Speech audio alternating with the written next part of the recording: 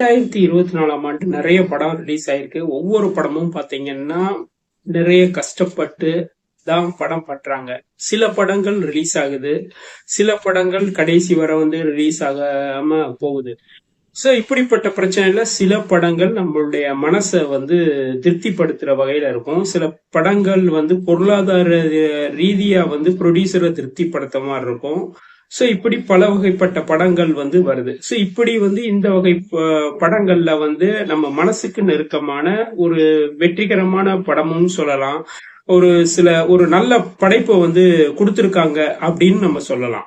2024 சிறந்த படைப்புகள்னு பாத்தீங்கன்னா லப்பர் பந்து. இந்த படம் எடுக்கப்பட்ட விதம், அதாவது சொல்லப்படும் காட்சிகளும் சரி வித்தியாசமா இருக்கும். இரு ஆண்களுக்கு நடைபெற ஒரு அதிகார சண்டை, அதுக்குள்ள கிரிக்கெட்ல சொல்லப்படுற விஷயம், பெண்களின் மைய பாத்திரம், இதுக்காகவே இந்த படம் பேசப்பட்டது. ரெண்டாவது, எடுக்கப்பட்ட விதமும் ரொம்ப சுவாரஸ்யமா இருந்துச்சு. ராஜா இது பாத்தீங்கன்னா ஒரு மிரட்டலான ஸ்கிரிப்ட். இந்த படம் பாத்தீங்கன்னா ஒரு நேர்கோட்ல சொல்லிருச்சுன்னா இந்த படம் சில இடங்கள்ல பிரச்சனைய சந்திச்சிருக்கும். ஆனா சொல்லப்பட்ட விதத்துல ஒரு வித்தியாசமான முரண்பாடு இருந்துச்சு. அத நல்ல கதையாக்குன விதமும் சரி, ஒரு மேக்கிங்கும் நல்ல ஒரு ஸ்டைலிஷா இருந்துச்சு. கையலகன், இரவு பயணம், சொந்தங்களின் நட்பு, உண்மையான வசனம், யதார்த்த மனிதர்கள் கொண்ட நடிப்பு தான் இந்த படம். ஒரு அசால்ட்டா சொல்லிட்டு போயிட்டாங்கன்னு தான் சொல்லணும்.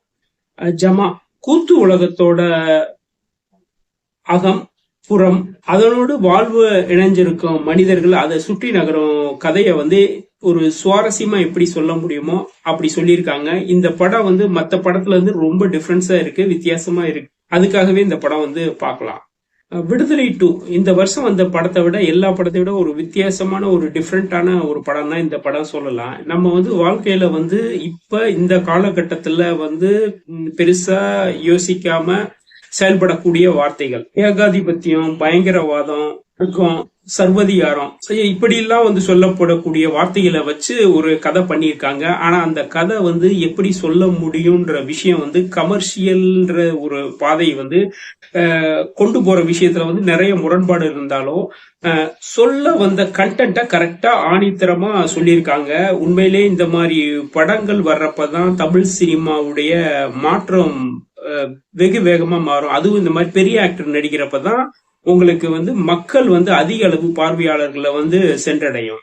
படம் போலித்தனம் இல்லாத காதலையும், ஜாதி வர்க்கத்தையும், போலீஸ் அடக்குமுறை, உழைப்புக்கேற்ற ஊதியம், மனித உரிமைகளை பத்தி எல்லாம் சொல்லுது. இந்த படம் இந்த ஆண்டு வந்த தமிழ் சினிமாலேயே ஒரு வித்தியாசமான ஒரு உயர்தரமான படம்னு சொல்லலாம். சொர்க்கவாசல், இந்த படம் பாத்தீங்கன்னா சிறைச்சாலை ஒரு மனிதனை திருத்துமா சொல்லக்கூடிய கருத்தை வச்சு பண்ண படம். இந்த படம் பாத்தீங்கன்னா எடுத்திருக்க விதம் ரொம்ப டிஃபரன்ஸா இருக்கு, பாக்குறதுக்கும் நல்லா இருக்கு, ஒரு வித்தியாசமான மேக்கிங். ரெண்டாவது அதை சொல்லப்பட்ட விதம், அதாவது உண்மை சம்பவங்களை தான் சொல்றாங்க, ஆனா அது கரெக்டா சொல்லியிருக்காங்க, எந்த இடத்துல சொல்லணும். சோ அதை சொல்லப்பட்ட மேக்கிங்லயும் நல்ல டிஃபரன்ஸ் காட்டியிருக்காங்க.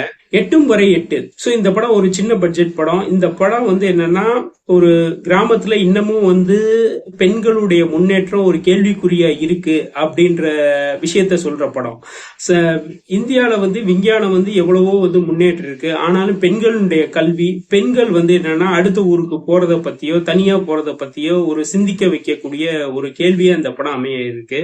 சோ விளையாட்டுத்துறையை மையப்படுத்தி ஒரு பெண் விளையாட்டுத்துறையில எப்படி அவ போகிறா, சாதிக்கிறா, சோ இதுக்கிடையில ஏற்படக்கூடிய அவளுடைய நிலையை பத்தி சொல்ற படம். இந்த படம் என்னன்னா ஒரு சின்ன பட்ஜெட் படம் இருந்தாலும் சொல்ல வந்த விஷயத்த கரெக்டா சொல்லியிருக்காங்க, ஒரு வித்தியாசமான அட்டம்ப்டும் பண்ணியிருக்காங்க.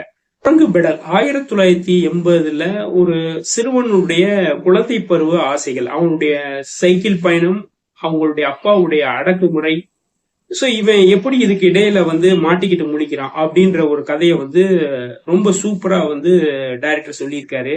இந்த படம் என்னன்னா ஒரு நல்ல ஒரு மேக்கிங்கா, ஒரு சின்ன பட்ஜெட்டா இருந்தாலும் தெளிவா எடுத்திருக்காங்க. சூரியனும் சூரியகாந்தியும், இந்த படமும் ஒரு சின்ன பட்ஜெட் படம். இந்த படம் ஜாதி காதல்களை மையப்படுத்தி சொல்லப்பட்ட கதை. இந்த படம் எடுக்கப்பட்ட விதம் பாத்தீங்கன்னா, இந்த படத்துல ஹீரோ 2 பேர் நடிச்சிருப்பாங்க. இது என்னன்னா இந்த 2 ஹீரோவையும் ஒரு ஃபேமஸ் ஹீரோ நடிச்சிருந்தா இந்த படம் பெரிய ஹிட் ஆயிருக்கும். கஷ்டப்பட்டு தான் இந்த படம் ரிலீஸ் பண்ணியிருந்தாங்க. ஆனா இந்த படம் ஜாதி காதல்கள் எப்படி வந்து என்னன்னா ஒரு குடும்பத்து வந்து எப்படி வந்து ஒரு வேற இருக்குன்ற கதையை வந்து ஒரு வித்தியாசமான முறையில சொல்லியிருப்பாங்க. அத சொல்லப்பட்ட விதமும் சரி, எடுக்கப்பட்ட விதமும் சரி, அதாவது நடிகர்கள் வந்து புதுமுக நடிகர்களா இருந்தாலும் இந்த படத்துல வந்து நல்லாவே நடிச்சிருப்பாங்க. ஒவ்வொரு கதாபாத்திரங்களும் நல்லாவே இருக்கும்.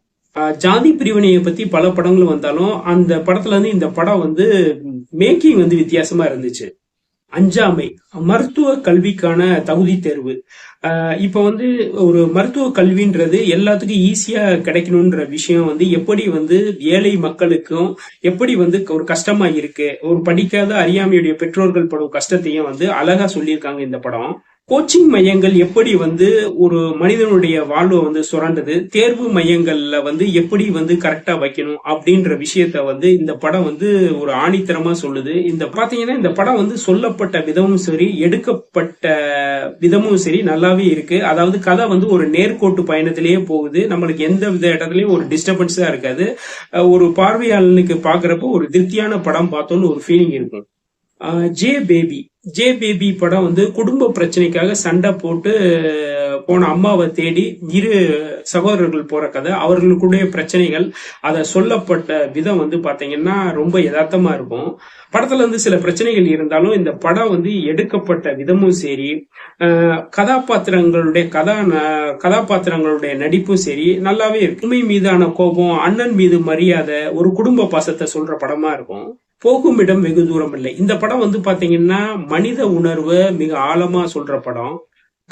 இந்த படத்துல வந்து கதையின் கரு சொல்லப்பட்ட விதமும் சரி, இந்த படம் வந்து பாத்தீங்கன்னா ஆணவ கொலை, ஏஞ்சல் கதைகள், பிளஸ் வந்து ஒரு ஆம்புலன்ஸ் டிரைவருக்கு குடும்பத்துல ஏற்படக்கூடிய பிரச்சனை, ஒரு கூத்து மனிதனுடைய வாழ்க்கை கதை, அதுக்கு ஒரு பெணம். சோ இப்படி வந்து ஒரு சிக்கலான கதையை வந்து எளிமையா சொல்லியிருக்காங்க இந்த படம். இந்த படம் வந்து சொல்லப்பட்ட விதமும் நல்லா இருக்கு.